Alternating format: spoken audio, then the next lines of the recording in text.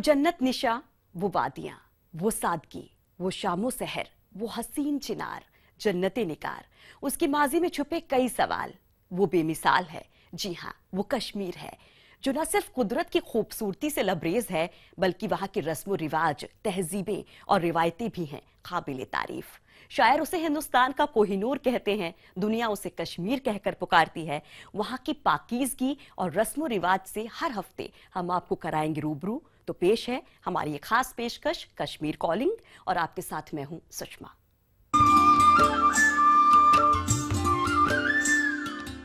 कश्मीर की कुदरती खूबसूरती और रिवायत सदियों से मशहूर है। इसकी गवाह है कश्मीर की पुरानी और नायाब तस्वीरें। हाल ही में श्रीनगर के हरी पर्वत किले में कई नायाब तस्वीरों की नुमाइश की गई। साथ ही एक थीम बेस्ड आर्ट एग्जीबिशन का भी आयोजन किया गया। तो आइए आपको उन तस्वीरों के जरिए 200 साल पहले के कश्मीर की झलक दिखाते हैं।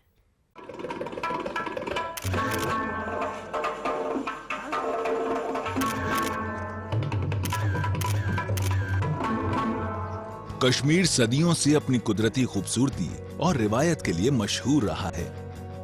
इसकी गवाह ये तस्वीरें हैं।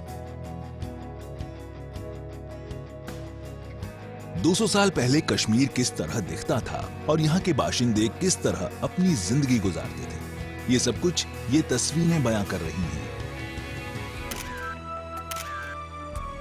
कहते हैं ना, एक तस्वीर हजारों अल्फाज के बराबर होती है। इसलिए ये तस्वीरें कश्मीर के इतिहास की झलक को पेश करने के लिए काफी हैं। इन तस्वीरों को देखने के बाद हर किसी को यही लगा कि मानो ये बोल रही हूं। दरअसल हाल ही में श्रीनगर के हरी पर्वत किले में साल 2016 हेरिटेज फोटो एग्जीबिशन का आयोजन किया गया, जिसमें कश्मीर की पुरानी और नायाब तस्वीरों की नुमाइश की गई, जिसे देखने काफी तादाद में लोग पहुंचे और इन तस्वीरों के जरिए कश्मीर के अतीत की झलक को देखने का भरपूर लुत्फ उठाया। इस फोटो एग्जीबिशन का थीम था हमारी धरोहर हमारी पहचान। इसमें कश्मीर की खूबसूरत ऐतिहासिक धरोहर और यहाँ की रिवायत को तस्वीरों के जरिए दिखाया गया। जबकि नगीन क्लब के लॉन में थीम बेस्ड आर्ट एग्जीबिशन का आयोजन किया गया, जिसमें कई आर्टिस्ट्स की खूबसूरत पेंटिंग्स की नुमाइश की गई।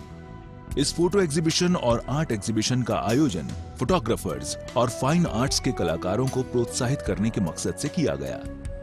We have frequently organized photo and art exhibition, जिसमें फोटोग्राफी है या हमारी पेंटिंग्स हैं।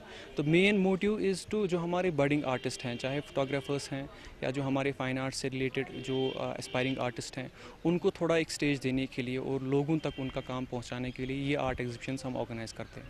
नगीन क्लब के लॉन में आयोजित आर्ट एग्जीबिशन में कई कलाकारों की बनाई पेंटिंग्स प्रदर्शित की गईं, जिनमें फाइन आर्ट्स आर्टिस्ट्स के साथ साथ बच्चों की बनाई पेंटिंग्स भी शामिल थीं, जिसे देखने काफी तादाद में बच्चे और बड़े पहुंचे। इस आर्ट एग्जीबिशन का आयोजन सैलानियों को आकर्षित करने और नए कलाकारों को प्रोत्साहित करने के मकसद से किया गया। देखिए, हमारा मकसद ये है कि टूरिस्ट को कुछ नया देखने को मिले, टूरिस्ट एंगेज रहे। उसके साथ साथ जो है अपना जो लोकल टैलेंट है उसको उभारने की ज़रूरत है, उसको जो है उसको एक्सपोजर देने की ज़रूरत है, एक प्लेटफॉर्म देने की ज़रूरत है जहाँ से आप का जो यंग टैलेंट है वो आगे आए, फोरफ्रंट पे आए। कश्मीर की कुदरती खूबसूरती के साथ यहाँ की रिवायत और तहजीब हमेशा बेमिसाल रही है। इसकी झलक इस फोटो एग्जीबिशन में देखने को मिली। तो वहीं आर्ट एग्जीबिशन में नुमाइश के लिए रखी गई खूबसूरत पेंटिंग्स ये बताने के लिए काफी हैं कि वादिये कश्मीर में बेहतरीन कलाकारों की कमी नहीं है।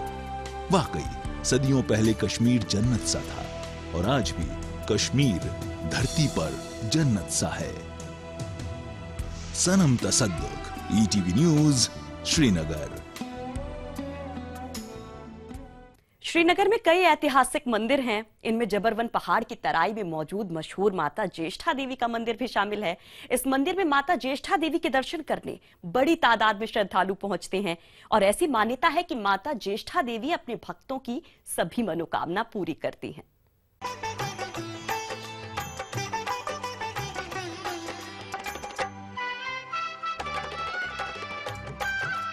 चारों ओर फैली हरियाली के बीच पहाड़ की तलहटी में मौजूद ये श्रीनगर के प्राचीन मंदिरों में से एक है। माता ज्येष्ठा देवी को समर्पित इस मंदिर में माता के दर्शन करने बड़ी तादाद में श्रद्धालु आते हैं।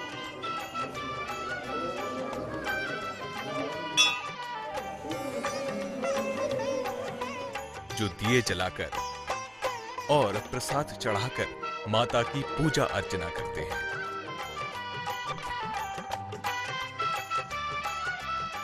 प्रसिद्ध खीर भवानी मंदिर की तरह ही ज्येष्ठा देवी मंदिर भी जलकुंड के बीच में बना हुआ है।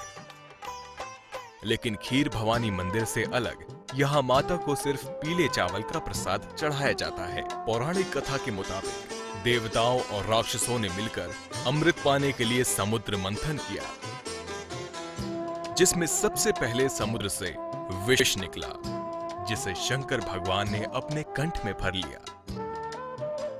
इसके बाद समुद्र मंथन से देवी ज्येष्ठा उत्पन्न हुई। इसके ठीक बाद देवी लक्ष्मी उत्पन्न हुई। ज्येष्ठा का मतलब होता है ज्येष्ठ यानी बड़ा। चूंकि देवी ज्येष्ठा का जन्म देवी लक्ष्मी से ठीक पहले हुआ था, इसलिए ज्येष्ठा माता लक्ष्मी माता की बड़ी बहन कहलाती है। ऐसा कहा जाता है कि ज्येष्ठ और आषाढ़ महीने में गुरुवार के दिन जो भी भक्त माता की पूजा करते हैं, उनकी हर मुराद पूरी होती है। जिस दिन ये प्रकट हो गई ज्येष्ठा माता, उस दिन जेठ कृष्ण पक्ष पंचमी का दिन था। जो जेठ कृष्ण पक्ष पंचमी, तब से आज तक हम हर साल ये दिन मनाते हैं, इनका जन्मदिन। भगवान शंकर इसे ग्रहण कर लेते हैं पार्वती रूप में, फिर आदेश देते हैं सरोवर में रहने के लिए। इसलिए यहाँ जलकुंड है माता ज्येष्ठा का, इसी में वो प्रवेश हो चुकी है। भगवान शंकर ने इनको वरदान दिया है, जो भक्तजन जेठ और आषाढ़ की 7 वीरवारें यहाँ आएगा, 7वें वीरवार पे पीले चावल प्रसाद चढ़ाकर पूजा करेगा, उसकी हर मनोकामना पूरी हो जाए। ज्येष्ठा देवी मंदिर के पास बने इस मंदिर में शिवलिंग स्थापित है। इस प्राचीन शिवलिंग को दूसरी जगह से लाकर यहाँ स्थापित किया गया है।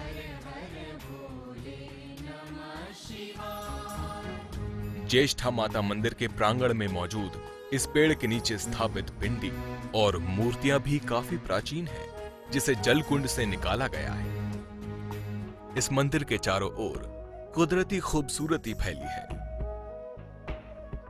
मंदिर के एक तरफ जहां राज्यपाल भवन है, तो वहीं पीछे जबरवान की पहाड़ी। यहां से डल झील के खूबसूरत नजारों का दीदार भी किया जा सकता है। यहाँ स्थानीय लोगों के साथ काफी तादाद में सैलानी भी माता ज्येष्ठा देवी के दर्शन करने आते हैं। माता के मंदिर में आया हूँ दर्शन करने, यहाँ बहुत अच्छा लग रहा है। अभी यहाँ और भी बैठने की इच्छा कर रही है बहुत देर तक। देखता हूँ कि माता की कितनी देर बाद इच्छा होती है बैठाने की। इस मंदिर के बारे में हमने किसी से नहीं सुना हुआ था, वो हमें यहाँ आके हमने नेट पे ढूंढा, हमें समझ आया तो काफ़ी प्राचीन मंदिर है, और इवन बोर्ड पे लगा तो हमें लगा कि इसकी तो काफ़ी मान्यता है।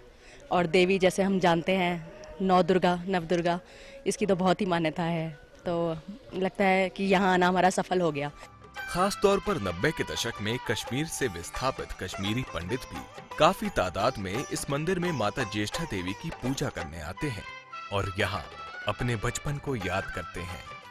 बचपन में हम लोग यहाँ आते थे, we enjoyed this time.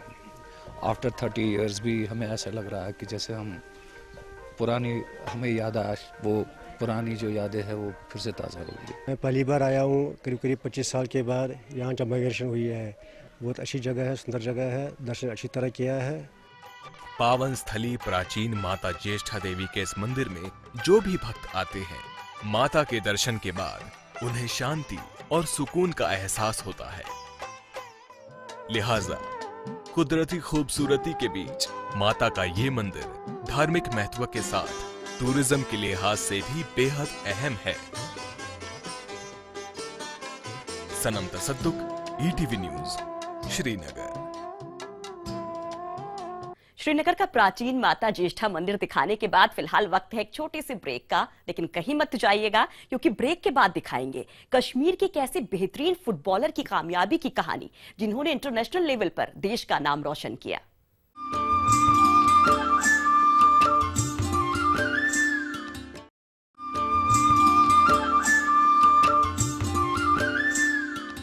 Break के बाद एक बार फिर से आप सभी का स्वागत है। कश्मीर के कई खिलाड़ियों ने अपनी काबिलियत के दम पर अपनी अलग पहचान बनाई है, जिनमें श्रीनगर के रहने वाले मेहराजुद्दीन भी शामिल हैं। इन्होंने नेशनल फुटबॉल टीम की ओर से न सिर्फ देश की नुमाइंदगी की, बल्कि कई इंटरनेशनल लेवल पर देश का नाम भी रोशन किया और अब वो नए फुटबॉल खिलाड़ियों को फुटबॉल के गुर सिखा रहे हैं। खिलाड़ियों को फुटबॉल के गुर सिखा रहे इस बेहतरीन फुटबॉल खिलाड़ी का नाम है मेहराजुद्दीन वदू। श्रीनगर से ताल्लुक रखने वाले मेहराजुद्दीन ने नेशनल फुटबॉल टीम की ओर से न सिर्फ देश की नुमाइंदगी की है, बल्कि इंटरनेशनल लेवल फुटबॉल में भी देश का नाम रोशन किया है। साल 2005 में कराची में हुए सैफ गेम्स के फाइनल में मेहराजुद्दीन ने बांग्लादेश के खिलाफ विनिंग गोल किया था। इतना ही नहीं, नेशनल टीम के सदस्य रहते हुए मेहराजुद्दीन ने साल 2007 में नेहरू कप, साल 2008 में FC चैलेंज कप और साल 2009 में भी नेहरू कप जीता है। 2005 में हमारी जो इंडिया की टीम, सीनियर नेशनल की टीम कराची जा रही थी पाकिस्तान, तो उसमें मेरी सिलेक्शन हो गई। तो उसमें मैं सिलेक्ट हो गया। फिर कराची में मैं टूर्नामेंट खेला, अल्हम्दुलिल्लाह फाइनल में गोल भी किया, तो कप जीता। तो वो दौर वो मुझे लगता है कि वो एक लाइफ का टर्निंग पॉइंट था। तो वहाँ से फिर मैं आगे बढ़ता गया अल्लाह की फजल से। मेहराजुद्दीन के पिता मोहम्मद सुल्तान वदू भी मशहूर फुटबॉलर रहे हैं। उन्होंने संतोष ट्रॉफी में सूबे की नुमाइंदगी की। लिहाजा मेहराजुद्दीन ने अपने पिता के दिखाए रास्ते पर चलते हुए महज 8 साल की उम्र में फुटबॉल खेलना शुरू कर दिया और अपने पिता से फुटबॉल की बारीकियों को सीखते हुए आगे बढ़ते गए। साल 1996 में मेहराजुद्दीन ने इकबाल स्पोर्ट्स क्लब ज्वाइन किया। इसके बाद इन्हें सूबे के अंडर 21 फुटबॉल टीम में चुन लिया गया। इससे नेशनल लेवल पर इनकी पहचान बनी। मेहराजुद्दीन ने शुरुआत में स्ट्राइकर के तौर पर खेलना शुरू किया, लेकिन बाद में बतौर डिफेंडर खेलने लगे। मेहराजुद्दीन के करियर में बड़ा बदलाव तब आया जब इन्हें जम्मू कश्मीर पुलिस की फुटबॉल टीम में चुन लिया गया। इसके बाद तो इन्होंने पीछे मुड़कर नहीं देखा। हिंदुस्तान एरोनॉटिक्स लिमिटेड की जो टीम थी वो न्यूली क्वालिफाइड आई लीग की बेंगलोर की टीम थी, कर्नाटका की। तो उन्होंने मुझे एक अच्छा सा ऑफ़र दे दिया और वो ऑफ़र मैंने एक्सेप्ट किया। तो वहाँ से मेरा जो प्रोफेशनल का फुटबॉल का वो दौर स्टार्ट हो गया। मेहराजुद्दीन ने ECL फुटबॉल टीम के साथ प्रोफेशनल कॉन्ट्रैक्ट किया। इसके बाद पेशेवर लीग लेवल में ITI, स्पोर्टिंग गोवा, मोहन बगान और ईस्ट बंगाल की टीम की ओर से भी इन्होंने फुटबॉल खेला है। मोहन बगान क्लब की ओर से खेलने के दौरान ही इन्हें नेशनल फुटबॉल टीम में जगह मिली। वहाँ पे मैंने स्पोर्टिंग डी क्लब ज्वाइन किया। जैसे मैं स्पोर्टिंग डी क्लब की तरफ से आई लीग खेला, उसी दौरान जो मेरी सिलेक्शन हुई मोहन बगान फुटबॉल क्लब में हुई। तो वो फुटबॉल क्लब ज्वाइन करने से जो मेरी जो लाइफ का जो टर्निंग पॉइंट है, मैं बताता हूँ वही है। 2 दशक पहले जम्मू कश्मीर में फुटबॉल के लिए बुनियादी ढांचे की कमी थी, जिससे खेल प्रतिभाओं को निखारना मुश्किल था। हालांकि बाद में यहाँ फुटबॉल को काफी बढ़ावा दिया गया, लेकिन उससे पहले मेहराजुद्दीन न सिर्फ सूबे में बल्कि देश भर में अपनी पहचान बना चुके थे। मेहराजुद्दीन की हमेशा यही कोशिश रहती है कि नई पीढ़ी के फुटबॉलर को नई तकनीक सिखाएं, ताकि सूबे के फुटबॉल खिलाड़ियों की प्रतिभा निखारी जा सके। इसके लिए मेहराजुद्दीन कैंप लगाते हैं। इस दौरान खिलाड़ियों को खेल की नई तकनीक और एक्सरसाइज सिखाते हैं। इस कैंप में जो हमारे नॉर्मल शेड्यूल्स होते हैं और इसमें बहुत सारा फ़र्क है। जो मेरा सा का कैंप है, ये तो इंटरनेशनल स्टैंडर्ड का कैंप है। मेरे को लगता है इससे बहुत सारा फुटबॉल इंप्रूव हमारा हो रहा है और हो भी जाएगा। जब सबसे बड़ी बात है कि फिटनेस की प्रॉब्लम यहाँ खिलाड़ी की होती है। इस कैंप में वो पहले या मेरा साहब हमारी फिटनेस ठीक कराते हैं, उसके बाद जो फुटबॉल के रिगार्डिंग कुछ भी होता है, पोजीशनिंग, वो सब कुछ ठीक होता है यहाँ पे। देखकर यहाँ से बहुत सारे नौजवान खिलाड़ी अट्रैक्ट हो जाएंगे इस फुटबॉल खेल की तरफ, जिस तरह से मेहराजुद्दीन वडू, अब्दुल मजीद कपूर, शफी, मोहम्मद शफी नारी, खुर्शीद बाबा, बहुत सारे इंटरनेशनल प्लेयर फुटबॉल एसोसिएशन ने प्रोड्यूस किया है और मल्होत्रा इशफाक वगैरह है।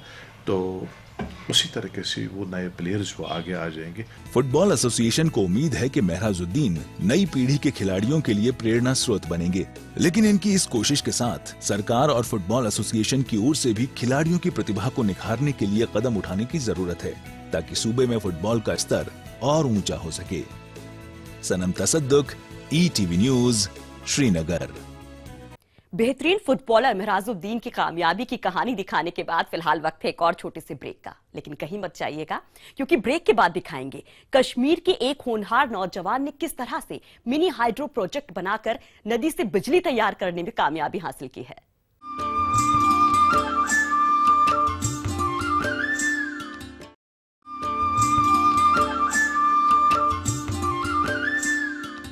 ब्रेक के बाद एक बार फिर से आप सभी का स्वागत है। कश्मीर में होनहार नौजवानों की कमी नहीं है। जी हां, पुलवामा जिले के एक नौजवान ने अपनी मेहनत और लगन से एक ऐसा मिनी हाइड्रो प्रोजेक्ट तैयार किया है जिससे 7 बल्ब रोशन हो रहे हैं। जरा आप भी देखिए उस होनहार नौजवान का बनाया अनूठा मिनी हाइड्रो प्रोजेक्ट। झेलम नदी में बाढ़ से बहकर आया ये कोई मलबा नहीं है, न ही ये जवान इस मलबे को निकालने की कोशिश कर रहे हैं। नदी के किनारे खड़े ये लोग भी कुदरती नजारे का लुत्फ नहीं ले रहे हैं, बल्कि ये लोग कुछ कर दिखाने की ठान चुके इस नौजवान के बनाए इस इनोवेशन को देखने पहुंचे हैं। जी हां, पुलवामा जिले के पसमानदा गांव पदगामपुरा के रहने वाले सुहेल नाम के इस नौजवान ने ये मिनी हाइड्रो प्रोजेक्ट तैयार किया है। 12वीं क्लास में पढ़ाई कर रहे सुहेल के बनाए इस मिनी हाइड्रो प्रोजेक्ट से बिजली तैयार की जाती है। सुहेल ने 5 महीने की मेहनत के बाद यह मिनी हाइड्रो प्रोजेक्ट तैयार किया है। सुहेल के इस काम में इसके दोस्त ने मदद की है। इस प्रोजेक्ट से फिलहाल 7 बल्ब रोशन हो रहे हैं। खास बात यह है कि इस प्रोजेक्ट को तैयार करने में मामूली चीजों का इस्तेमाल किया गया है जो आमतौर पर फेंक दी जाती हैं। ये बहुत सस्ता है, चीप है, और इसमें आप ये देख सकते हो यहाँ पे ये दरिया में लगा हुआ है। अगर पानी ऊपर भी चढ़ेगा ये ऊपर चढ़ता जाएगा। और ये जो है इसमें कोई डैम बना के नहीं है, ये सीधे डैमलेस इलेक्ट्रिसिटी है, विदाउट एनी डैम। यहाँ पे आपको वाटर ब्लॉक करने की जरूरत नहीं है, ये सीधे आप पानी में डालो और एनर्जी जनरेट करो। लगभग 4-5 महीने इसमें लगे हमें। मैंने इसका भरपूर उनसे साथ दिया इसका, और ये आज कामयाबी। कश्मीर में यूं तो कई बड़े हाइड्रो इलेक्ट्रिक प्रोजेक्ट कायम हैं, मगर सुहेल का बनाया ये बोट की शक्ल वाला अपनी तरह का पहला हाइड्रो इलेक्ट्रिक प्रोजेक्ट है। सुहेल का ये प्रोजेक्ट पूरे इलाके में चर्चा का विषय बना हुआ है, लेकिन अभी तक सरकारी और गैर सरकारी संगठनों के किसी अधिकारी ने सुहेल की हौसला अफजाई नहीं की है। बावजूद इसके सुहेल के हौसले बुलंद हैं और अब ये ज्यादा से ज्यादा बिजली तैयार करने के लिए दूसरे प्रोजेक्ट पर काम शुरू करने जा रहे हैं। आप जनरेट कर सकते हो electricity without any using any fuel के बगैर आप उसमें इलेक्ट्रिसिटी आप जनरेट कर सकते हो 24 आवर्स। उसमें आपको जो इक्विपमेंट्स यूज होंगे वो होंगे खाली मैग्नेट्स के रिपल्शन अट्रैक्शन पे मैं करंट जनरेट करने की प्रोवाइड करने की कोशिश करूंगा। इससे गाँवों को फायदा मिलेगा, लोगों को फायदा मिलेगा। अगर गवर्नमेंट भी कोई मदद इसमें देगा तो उससे ये बच्चा भी और एनकरेज हो जाएगा, उसको सपोर्ट मिलेगा, और जो बिजली की किल्लत है गाँवों में शहरों में वो दूर हो जाएगी इससे। सुहेल के बनाए इस हाइड्रो इलेक्ट्रिक प्रोजेक्ट को बनाने की कोशिश भले ही मामूली नजर आ रही हो, लेकिन इस बात में भी दम है कि बूंद बूंद से ही घड़ा भरता है। ऐसे में जरूरत है कि सुहेल और उसके दोस्त जैसे होनहार नौजवानों की हौसला अफजाई की जाए। Bilal Khan, ETV news, Pulwama. Kashmir calling की इस खास पेशकश में आज के लिए बस इतना ही। मुझे दीजिए इजाजत, लेकिन देश और दुनिया की खबरों के लिए देखते रहिए ETV न्यूज।